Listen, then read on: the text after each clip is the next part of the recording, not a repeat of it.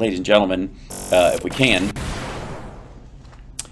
This is C-SPAN. This is a pause at C-SPAN. This is a 4.5-hour meeting between the Democrats and Republicans about the Rules Committee meeting together to talk about what these budgetary spending should be and how they should actually go about setting it up, like planning for it. Bring my camera in. Hello, how are you? Sit down. And I don't know why my camera looks Dutch angled a little. All right.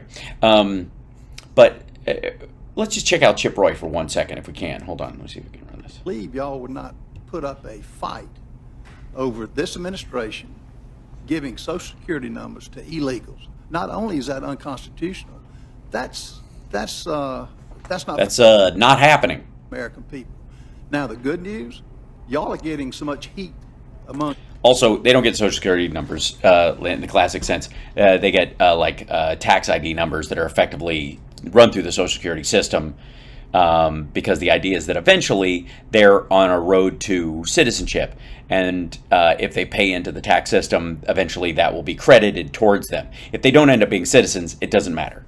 But Chip Roy is about to speak, and there are few human beings dumber than anyone in these meetings than Chip Roy. But I think you want to watch what he sounds like, because I haven't pre-watched this particular segment. That was Lauren Boebert passing by. Hold on 1 second. I think they jump over to that's Ballard, and then this dude again. Here we go. Here's Chip Roy, and Gaetz comes in. That's Matt Gaetz coming in. So Boebert and Gaetz and stuff come in and say their piece about weaponization of blah blah blah. Appreciate y'all being here and for the work as my friend from Kentucky pointed out in getting these bills produced. I will echo the sentiment that I wish we were doing this in June or July. I think we Gaetz' face is just aggravating, but he's just kind of like, why aren't we doing this? Okay. Yeah, you should have been doing this in June or July. You know why you didn't? Because your leadership is shit, and you guys don't know how to run anything, and you don't want to do anything. So why would you do the hard part? Remember how the whole thing of the Republicans and what they were pushing was that we're not going to do this big omnibus bill. We're going to break everything up. We're going to do it piece by piece. And then they didn't do any of the work to do the piece by piece bills. And now they're getting near the end of the year where they're basically their only option will be a CR of all of them, which is effectively 12 an omnibus of continuing resolutions. It's just again, the GOP mantra: government can't do anything right, elect me and I'll prove it. Been in here, and I think we should have stayed here in August, but we're here, and hopefully we can do our work this week. And also, when Gaetz isn't the center of attention, watch how twitchy he is. And get where we need to go for the betterment of the people that we represent. My friend from Florida, a quick question. Our colleague from Colorado was inquiring about cuts to our engagement in Africa, and one of the points is about China's engagement there. Would the gentleman agree that China's engagement worldwide has not necessarily resulted in the highest quality products? In fact, the Wall Street Journal recently had an expose and a report of the extent to which... Oh, look out. Mr. China's going to eat our lunch, and Biden's bought out by China is starting to have to admit that tofu dreg exists. Projects are falling apart. They're, in the words of the Wall Street Journal, their belt and road infrastructure projects are plagued with construction flaws and so forth. In other words, a race to beat China for beating China's sake and their engagement abroad does not necessarily mean that we need to appropriate dollars to dump into projects to do that. Rather, we should just do our work at the right level with the right quality and do our thing, and then, essentially kind of let China hang itself there a little bit. You follow me? That's just something I read in the journal just recently.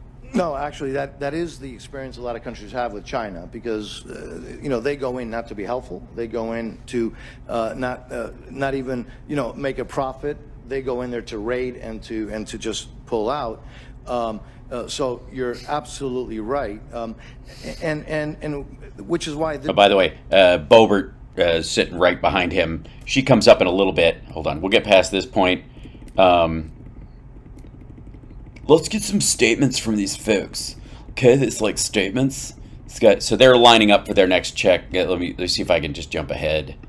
because that's the Homeland Security briefing. There we go. Okay. This is where it just gets douchey real quick. If I could, let me... Representative Moylan of Guam, of you. We'll get you forward. Hold on. All right. So we'll start with my friend from Louisiana. Mr. Higgins, you're recognized for any amendment you care to address. And just, again, for the record, we'll go through all your testimony and then open it up for question after that. For the committee, if I may, they are germane to each other as they are germane to the underlying bill. That's germane to Mr. Jackson, Miss Jackson, if you're nasty. They are quite Tito to the question that lays out before us this day. But no one, and I do mean no one, Michael's like anyone else. I've been a strong voice against government mandates regarding oppression of individual rights and freedoms, including during the COVID era, mask mandates, and what came to be called. I'm a hero for everybody who believes that, you know, the safest road through a pandemic is to cough as much open phlegm into the mouth of your neighbor as possible, which is why I, of course, supported our much ballyhooed and attacked state senator for his relationship with an underage girl he was found messing about with. I was in my oppression of him. He was simply trying to save her from the jab with his own jab, I suppose. Vaccination passport requirements.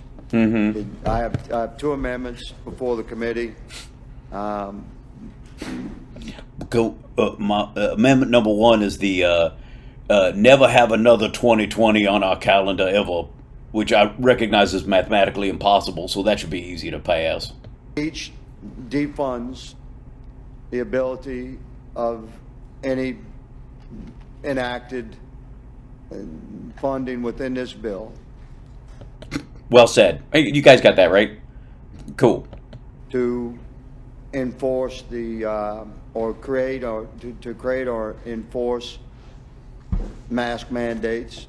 With Jesus Christ, these guys want to shut down the government because we don't want another mask mandate. Like, okay, dude. Let it go. There are none right now. Like, this is so lazy and stupid. Oops, why'd the sound go down? I don't understand. Here you go. within the legitimate What the heck? Don't know if you're crazy, man. parameters of the underlying bill.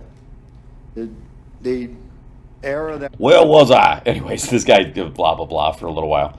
And then they get over to Gaetz, I think. There's a lot of people coming and going from the room while he does this.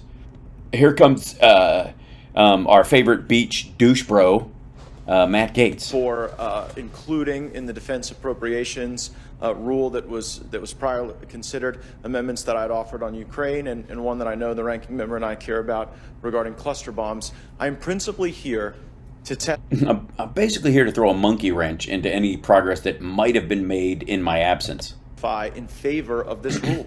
I think it is a good thing for the House of Representatives and a good thing for the country to consider these appropriations measures separately and to do so with robust amendment.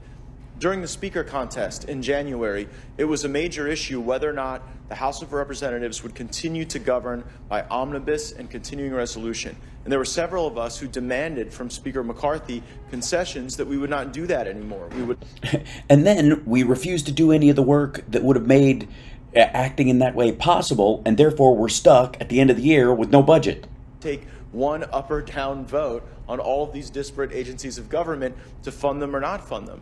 And when we fought for those things, despite a whole lot of initial criticism, it was not the praise that we received for seeking this methodology of governing and appropriating was one that was even championed by some of the more left-leaning members of the Democrat caucus. I recall the gentlelady from New York, Ms. Ocasio-Cortez, going on Rachel Maddow's program and saying, hey, what these Freedom Caucus and Freedom Caucus aligned members are fighting for would be helpful to our deliberative process. And so we endeavor.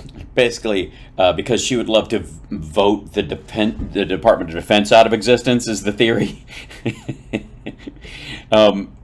Dude, you're not making a lot of friends in that room if you're like, even AOC likes what I want to do, but only because she wants to get rid of the opposite things that I want to get rid of. But we want to get rid of things wholesale without having to debate them. So that work today.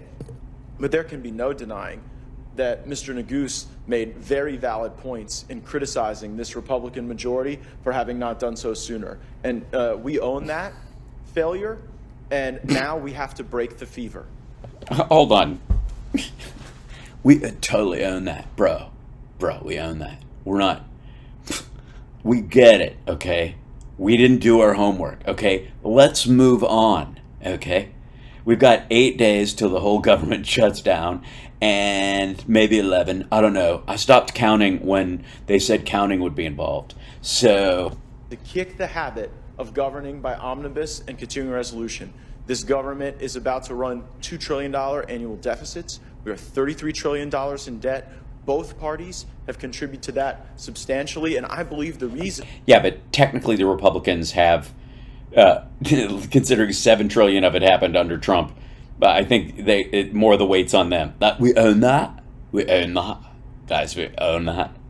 That regardless of which party is controlling the place, we seem to always gravitate to these omnibus bills and continuing resolutions is because we don't have the courage to actually cut spending. And the discussions that we just witnessed on the Homeland Security bill, on the State and Foreign Ops bill, those are precisely what our constituents expect of us. So, yes, he wants to cut. That's what they expect of us. Please cut Homeland Security. That's what they're like. You know what? Having a closed border is so expensive.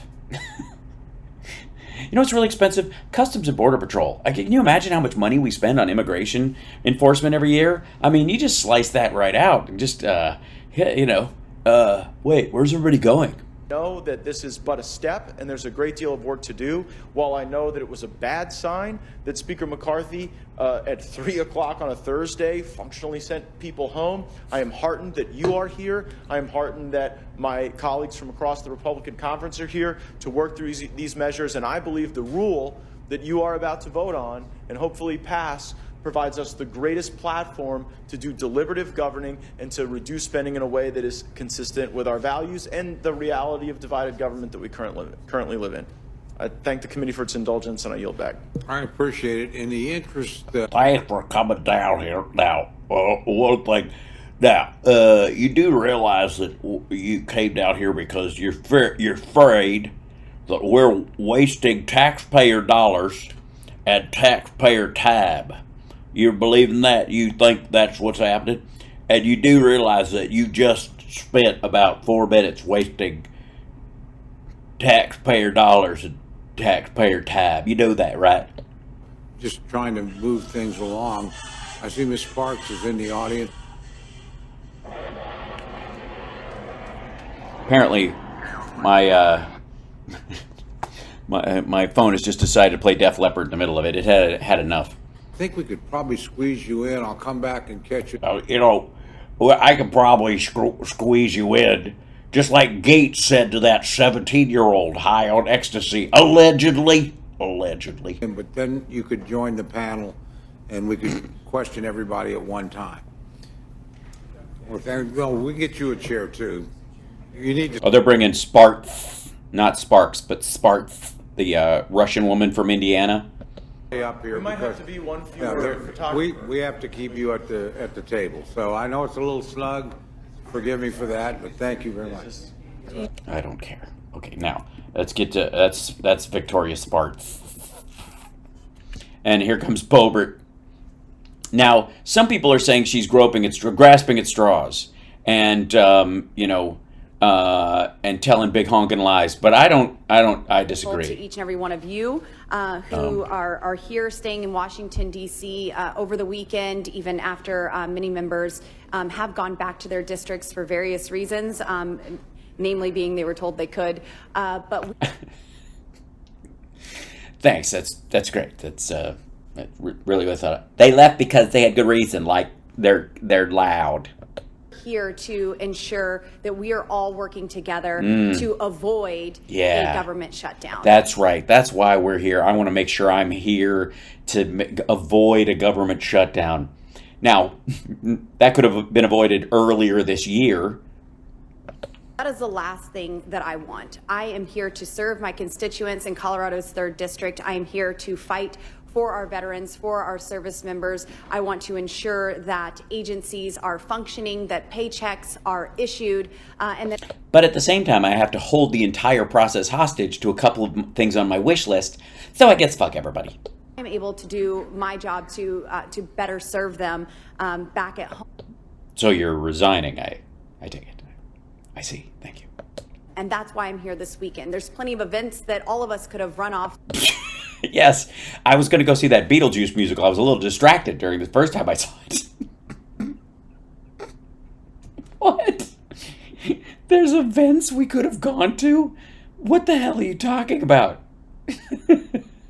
It's a new musical that's coming out. It's called Squeeze My Honkers Till I Scream. It's based on the book. Whether they be official or unofficial, but... Personal. Very personal. Here to do the hard work of... Don't.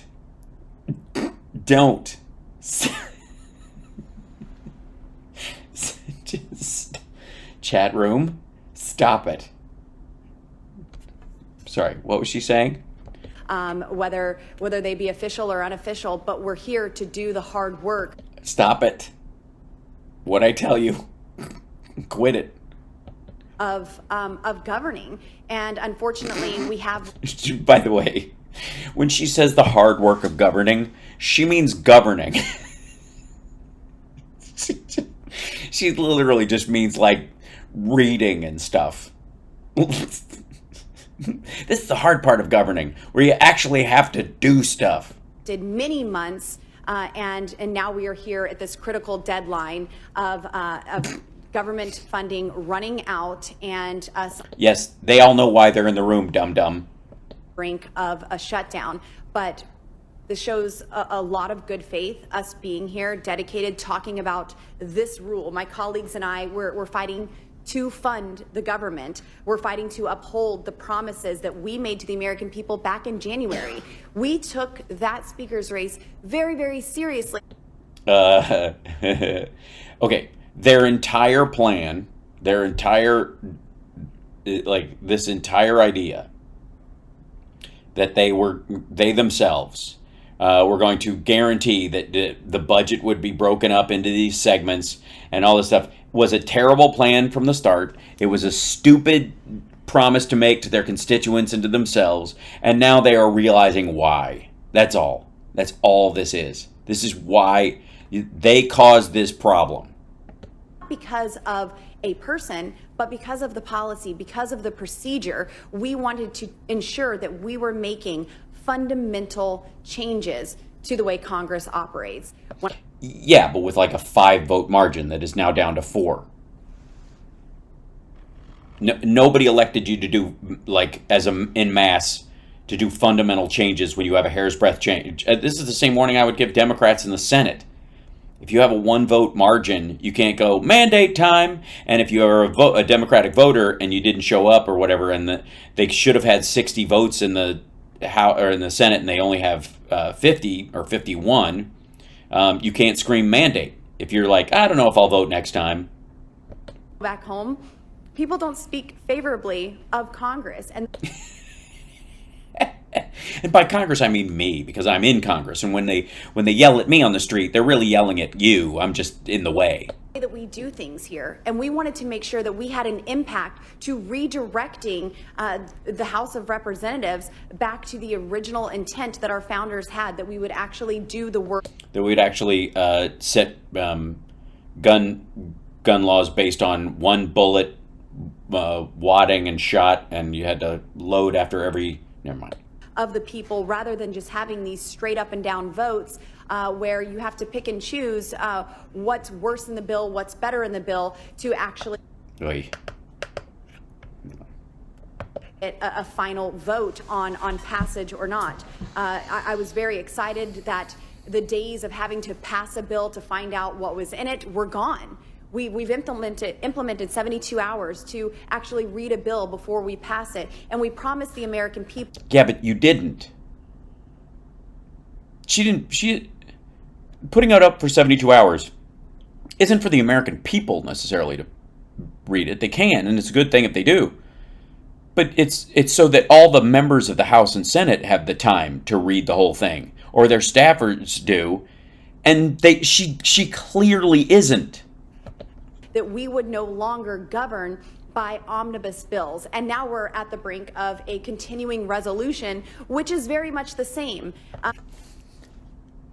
What I tell you, ladies and gentlemen, what I tell you, it's almost as if they wanted to rewrite the function without changing their participation in that function at all. And we promised them 12 individual single subject bills to fund the federal government. When you had no ability to make that promise and keep it, you had no understanding of what it would take to make that promise and keep it, you just forced it through as a talking point. And now you're in talking point hell, and it's your ass.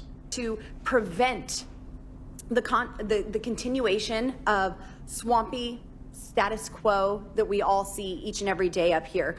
Commitments were made earlier this year to rein in reckless spending and business as usual in Washington, D.C., and we expect those commitments to be honored. Yeah, but you have to do the upfront work, which is also like where, if you're going to take away the funding, you're going to revamp the funding or whatever, you've got to do it in a conscientious way so that you're not just pulling the rug out from under people you don't like and throwing, cushion under your buddies, which is exactly what they were thinking they would be able to do. There are thousands of unauthorized programs that continue to be funded without oversight, congressional hearings, or even a reauthorization vote. This is absolutely unacceptable to have thousands of unauthorized programs that we are. If they're unauthorized, then they wouldn't exist in the first place. They're authorized. They, like congressional authorization, because they didn't one-to-one them because they were in larger bills and they became part of that, and now they exist under that direct funding. What she wants is a line item veto on how each department behaves, instead of just oversight into them in general and finding a consensus. This is so stupid. I don't know where to even start. Continuing to fund without even having a discussion of how we are spending the American tax dollar. The American people deserve better than the previous majority's way of governing. Nancy Pelosi. The previous majority's way of governing. The whole thing where they got their job done and early. Biden bloated the budget to and now we're seeking to continue that same budget. Some want this continuing resolution past September 30th, and I believe that that's completely unacceptable, especially now that Republicans have the majority here in the House. The American not for long people voted for this majority to do things. No, they didn't. You got some redistricting wins, dummy. Differently and fund the government in a new way that is not weaponized against them. Can you just use weaponized I guess so. It's the word of the day. It's like, say the magic word and win $100. Voted against the omnibus bill back in December. So why would any one of my colleagues on my side of the aisle vote to continue that past September? Because you haven't done the other 12 bills, and because it's really your only chance. And if you don't do it, then the government shuts down and you're a stupid person full of stupidness and brimming with stupidity. And it's driving us all crazy how fucking stupid you are. I think that would be, that's my truncated answer. Before the August district work week, the House passed just one of the 12 appropriations bills to it's almost like you guys suck. Fund the government. And we were promised that progress would be made over the 6 weeks that we were all back in district working with, hearing from, and serving our constituents. How are you working with, hearing from, and servicing your constituents? I saw how one of your constituents was getting served. And I appreciate, like, I didn't realize is there a reach around committee or? And that a plan would be in place when we got back. But instead, when we came back, we welcomed $33 trillion in debt. We're looking at spending $7 trillion and only receiving $5 trillion. And we just came out of a pandemic, stupid. I mean, it's like bitching about like your house bills after your roof almost caved in after a tornado and you had to have it rebuilt. And you're like, oh my God, our house payment went up like $300. You're like, yeah, it's that or not have a roof, stupid. Oh, okay. $1 billion annual deficit that we were all just very distraught over. I was distraught. Excellent. Distraught. 4 boys, I got a grandchildren. It is immoral for us to have a deficit. Hold on. Did she said I have a grandchildren? I'm a mom of 4 boys. I got a grandchildren. Yeah, she's got a grandchildren. But I didn't realize she had Siamese twins. A grandchildren is the only way that can happen. I don't know where they're conjoined. It definitely isn't at the head. Moral for us to have a deficit. Did she say moral or oral? Doesn't matter. This high. We have got to get the spending under control. And while there are disagreements on both sides of the aisle, and we're stuck at a crossroads here, there is a path forward. I'm so proud of the work that my colleagues have done. We have moderate Republicans and the most conservative Republicans working together to actually pass these bills into. Are they? They're working together to actually pass these bills that they haven't written and haven't passed? We have the moderate and the conservative Republicans. They're so different.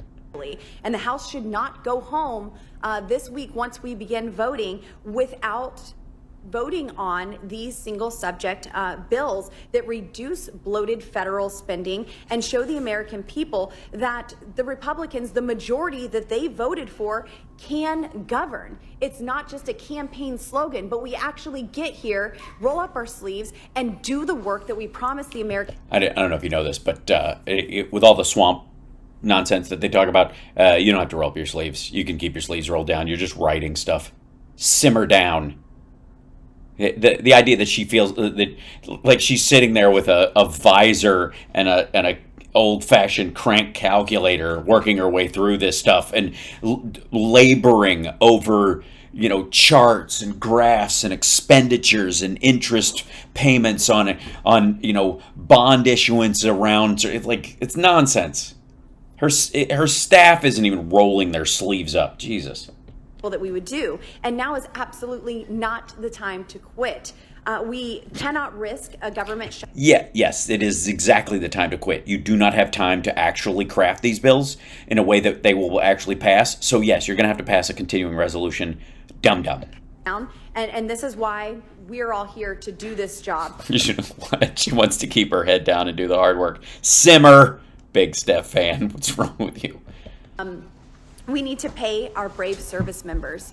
This is of the utmost importance. Okay, this is the part they're getting yelled at about. This is just so you know. This is from the last threats about the government closures that we've dealt with, and repeatedly having to deal with these idiots pulling the stunt.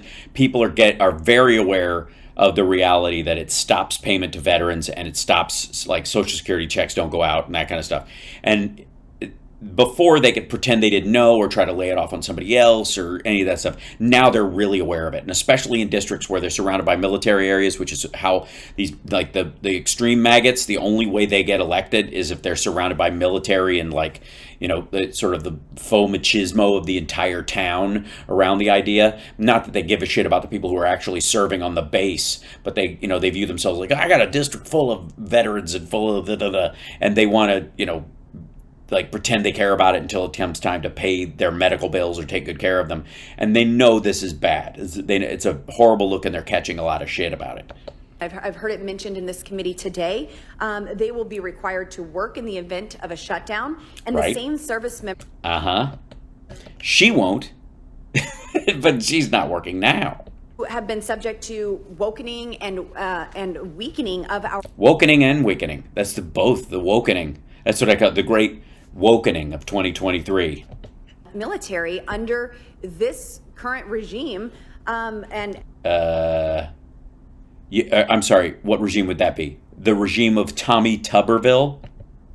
Joe Biden, Secretary Lloyd Austin, they're suffering already. And to withhold their pay. Yes, they're not going to get paid for all the diversity, inclusion, equity, and inclusion training that they're going to have to sit through while not learning how to shoot guns anymore because basket weaving. Of that is also something that is very immoral and not our best. So not our best. Even Matt Gaetz is like, the fuck is this bitch saying? I want to do this by passing the DOD bill that will fund the military to win.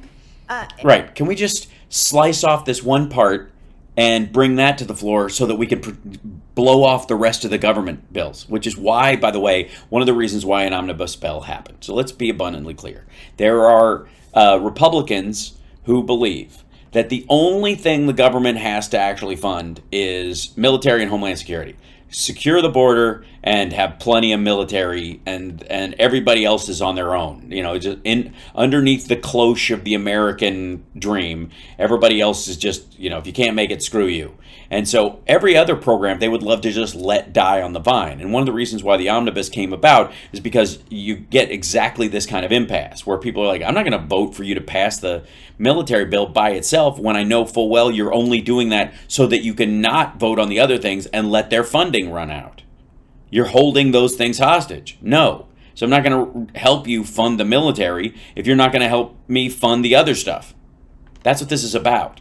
She and Gaetz and these idiots want to pass this military funding thing so they can just hold their nose and let everything else die on the vine.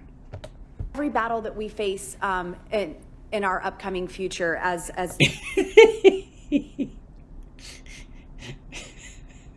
There's nothing so immediate as our upcoming future. All of your future is upcoming. It's just a matter of degree, I think. Greatest nation. They need to have preparedness, military readiness. Yes, they need to have preparedness. Scouts honor. Not just more focus on celebrating Pride Month. We also need to pay our... The military is too gay for Boebert. ...brave border security officers. These Border Patrol officers, if you heard... Who have stopped doing their job since Joe Biden became president, apparently. As you've heard today, they have been demoralized. I've talked to these Border Patrol... Really? Is that why they're not doing it anymore? They're just not stopping anybody because they're demoralized? Who I've asked them, what can I do? What can I do to help you? And the answers I got back were frankly offensive. Most of them just wanted to go see a musical with me.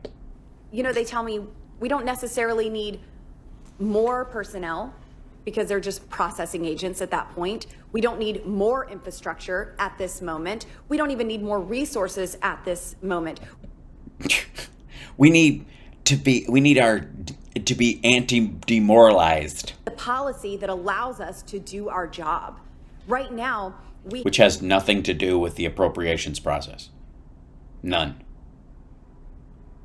So keep funding them at the level that they're funding them. And again, which ones are you talking to and what do they mean by doing their job? If they would just have like one day where we could just open fire. A president that is ignoring the rule of law, our nation's immigration laws, and he is impacting the very men and women who risk their lives each and every day to secure our country. Word salad. But they are there to stop the complete and total invasion taking place at the southern border, and that is infiltrating all of our states, making every state a border state, making this an issue in... Yes, North Dakota is a border state. It's Canadians, though, mostly, and they're the worst, the most polite illegal immigrants you'll ever meet. One of our homes. In the last 30 months, Joe Biden and Secretary Mayorkas have been in control of the southern border. There have been 6.9 million CBP encounters and 1.7 million known gotaways. Let's do... Huh. So they're getting most of them. All right, good. Passing a strong DHS funding bill with strong policy writers to secure the border. And I applaud my colleague, Congressman Chip Roy's comments saying that this will get done. In funding the federal government, we will provide a solution to securing this. No. Sorry, dum-dum.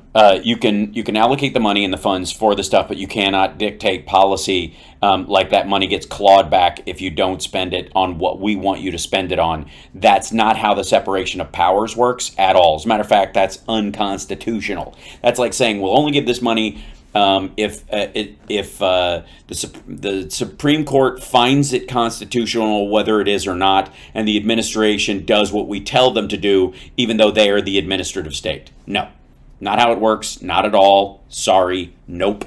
Is money being spent well, or is it being spent, is there enough, or is there too much being spent? And you can make that argument, but you have to pass that argument amongst everybody else. That's where you are. You're not a bunch of little presidents. It's not how it works. Border to stopping or at least tremendously slowing down this flow of fentanyl, the tens of thousands of children that have gone missing, the deaths that have taken place, the innocent lives. Wait, hang on. What tens of thousands of children that have gone missing? What are you talking about?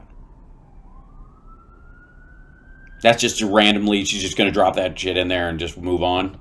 That have been lost because of these reckless policies. And also in the midst of a government shutdown, we cannot risk even the closure of our national parks, pausing passport and visa applications, grant applications. Yes, the gentlelady from Colorado is concerned about parks being closed because of funds that go into her state. And that's, it's so refreshing that these people don't behave like normal politicians. Verifications, mortgage approvals, new veteran benefits, and Social Security and Medicare. Right. Yeah, that's why you've had omnibus bills. That's why shit has to go through this process. It's why we've gotten to where we were. You're not going to reinvent the wheel, dum-dum.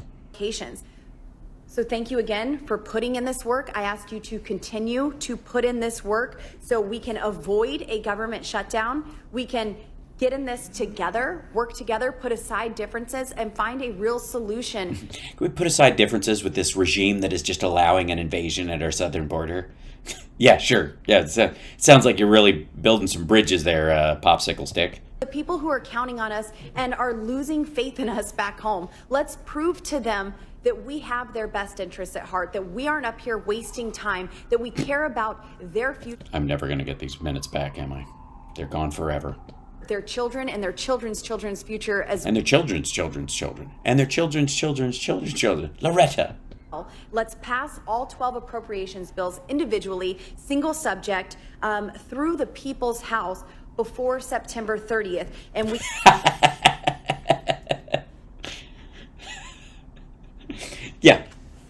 Yeah, you heard that right. It is you got 8 days for 12 appropriations bills that would have to pass with amendments, where hours are set aside for the amendment process on each one of them. Okay, dum-dum. Yeah. That is not in even the remote realm of possibility. This is just goofy. Single subject through the People's House before September 30th. Jesus Christ. Like, we can keep the government open. We can... Let's just do it. Hey, guys, let's just do it. I know, we weren't going to do it, but let's do it. Now let's do it. Let's do it. Anybody want to do it? I want to do it. Let's do it. Do that work that we were elected to do. I'm here to do it. My colleagues are here to do it. And I love to do it. I just did it, and I'm going to do it again. You'd know you'd like to do it. To stand with you all today. It's good to be a king. For the American people doing this work. Mr. Chairman, thank you so much for the time, and I yield. Thank you. Gentleman from Arizona, Mr. All right. Then it goes to Andy Biggs, and it's just an absurdity. This whole thing is like it's embarrassing. It's just so gross. And it just goes on like that. It's like them patting themselves on the back for wasting all this time. Thank you so much, Dockley Van Owen, for the super chat. Payday, hey. Social Security checks go out regardless. It's true. Thanks so much. By the way, like, subscribe, give a thumbs up, support the show, patreon.com/hellsparks, etc., etc., etc.